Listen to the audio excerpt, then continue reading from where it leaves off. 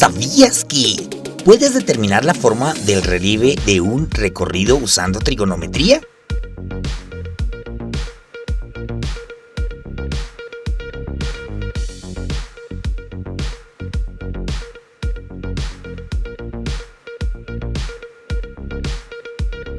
Las razones trigonométricas establecen relaciones entre las longitudes de los lados de triángulos rectángulos, teniendo como referencia uno de los ángulos internos diferente al ángulo recto. Veamos en qué consisten las razones trigonométricas y de dónde se obtienen sus relaciones. Primero, debemos tener presente que las razones trigonométricas se aplican a triángulos rectángulos, por lo que debes saber dibujar triángulos rectángulos y triángulos semejantes.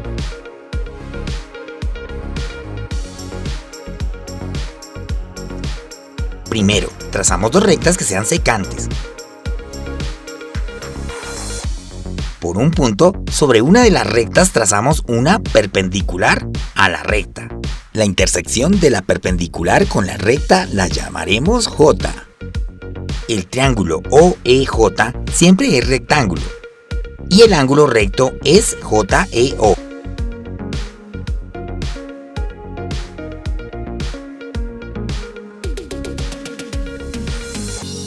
Si trazamos otro punto K y una perpendicular al segmento OE que pase por K, el triángulo OKL siempre es semejante al triángulo OEJ.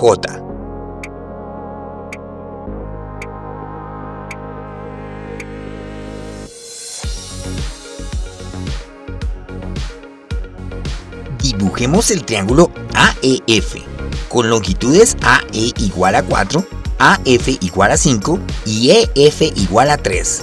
También dibujemos el triángulo semejante ABG. Relacionemos las longitudes de los lados del triángulo AEF mediante cocientes. Veamos.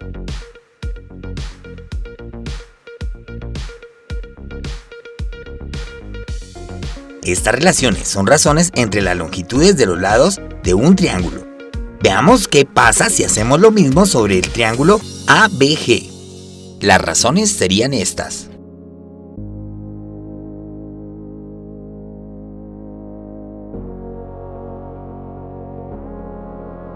Si te das cuenta, las razones entre los lados correspondientes de los dos triángulos dan como resultado los mismos números.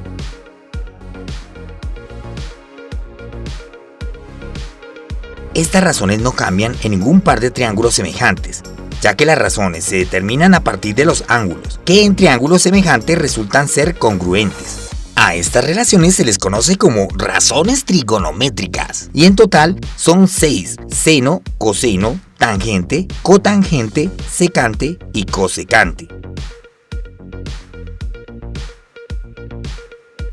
Tomemos el triángulo verde y nombremos sus lados de acuerdo a este ángulo. El lado que no comparte un vértice con el ángulo de referencia, en este caso beta, se suele llamar cateto opuesto. El lado que comparte un vértice con el ángulo de referencia, en este caso beta, se suele llamar cateto adyacente. El lado de mayor longitud es la hipotenusa, que también es el lado opuesto al ángulo de 90 grados. En caso de que alfa sea el ángulo de referencia, el cateto opuesto sería este y el adyacente este.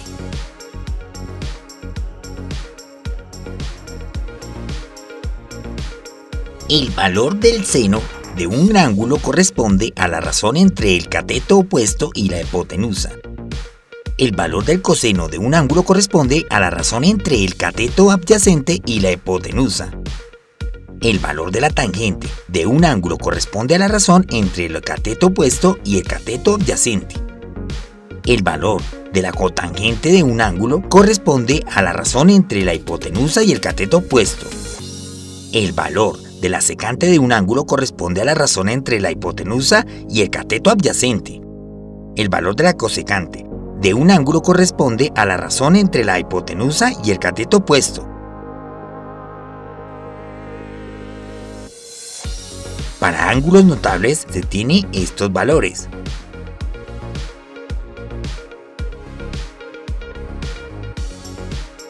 Pausa el video y completa la actividad 1 de tu libro.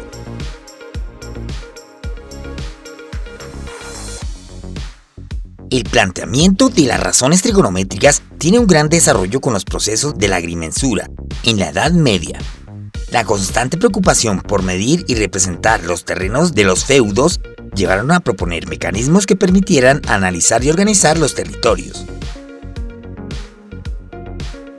Actualmente se cuenta con la topografía, encargada de realizar procesos de medición sobre superficies.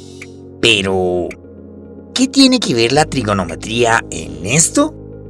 Veamos un ejemplo.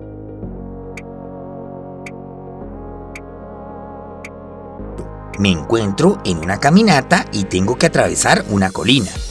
Cuento con un mapa que contiene información sobre curvas de nivel y un perfil topográfico. Estas curvas de nivel representan altitudes específicas de la colina, las cuales se proyectan en el mapa como información, y el perfil topográfico muestra el recorrido con información sobre distancia horizontal y ángulos de elevación y depresión de la colina.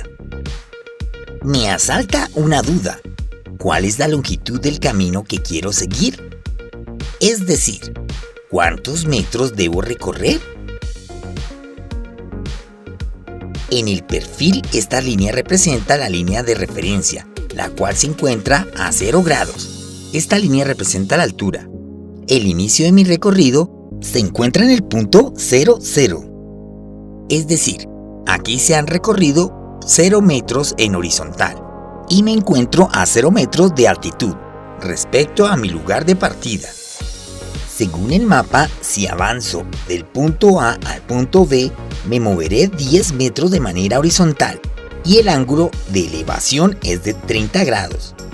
Ahora determinemos la longitud de A a B, para lo cual usamos una razón trigonométrica. Tenemos un ángulo de 30 grados y la longitud de uno de los lados es de 10 metros. El lado del que se conoce su longitud corresponde al cateto adyacente y el segmento AB es la hipotenusa. La razón trigonométrica que relaciona estos dos lados es el coseno. Reemplazando los valores que se conocen, obtenemos esta expresión. Ahora lo que debemos hacer es despejar AB y se tiene que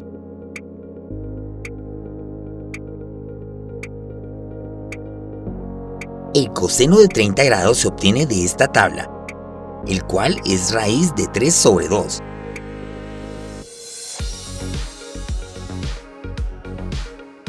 Se soluciona la expresión y obtenemos la longitud de AB,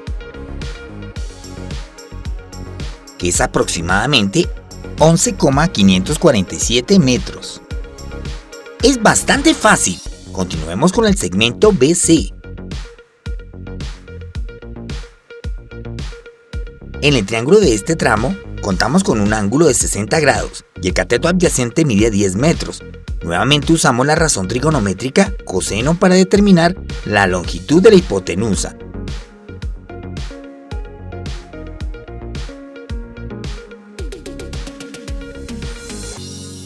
Sabiendo que el coseno de 60 grados es un medio.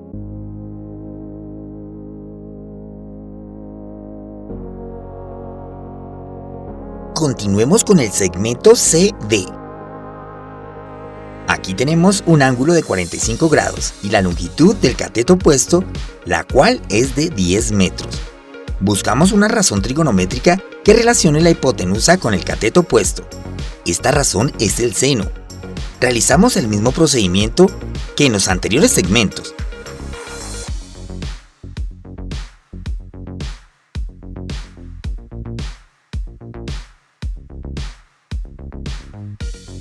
Y solucionamos la expresión.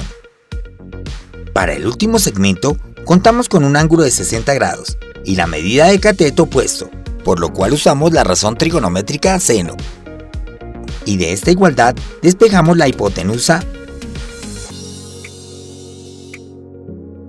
obteniendo como resultado aproximado 11,547 metros. Con estos datos podemos saber cuál es el total de metros que se deben recorrer desde el punto A hasta el punto E. Basta con sumar todas las longitudes de los segmentos y tenemos aproximadamente 57,236 metros de recorrido. Usando las razones trigonométricas también es posible determinar la altura a la que me encontraré al final de cada segmento. Veamos cómo se puede hacer. La altura al final del primer segmento corresponde a la longitud del segmento BF. Contamos con dos métodos alternativos para determinar este valor. El primero es usar una razón trigonométrica que involucre el cateto opuesto. Puede ser seno o tangente. El segundo es usar el teorema de Pitágoras. Yo usaré la razón tangente. Veamos. Tangente de 30 es igual a BF sobre 10. Que si despejamos, obtenemos que el segmento BF mide 10 raíz de 3 sobre 3, que es aproximadamente 5,774 metros. Para la altura al final del segundo tramo, se puede ver que se puede descomponer en dos segmentos, GJ y JC. El segmento GJ tiene la misma longitud de BF, por lo que solo tenemos que determinar la longitud de JC. Para hacerlo, usamos el triángulo rectángulo BJC. Usamos la razón trigonométrica tangente y listo. Tenemos que la longitud de JC es 10 raíz de 3, lo que es aproximadamente 17,32 metros. Ahora sumamos las longitudes de los dos segmentos y tenemos que el segmento GC mide 40 raíz de 3 sobre 3, que es aproximadamente 23,094 metros. Podemos realizar el mismo procedimiento para las otras alturas.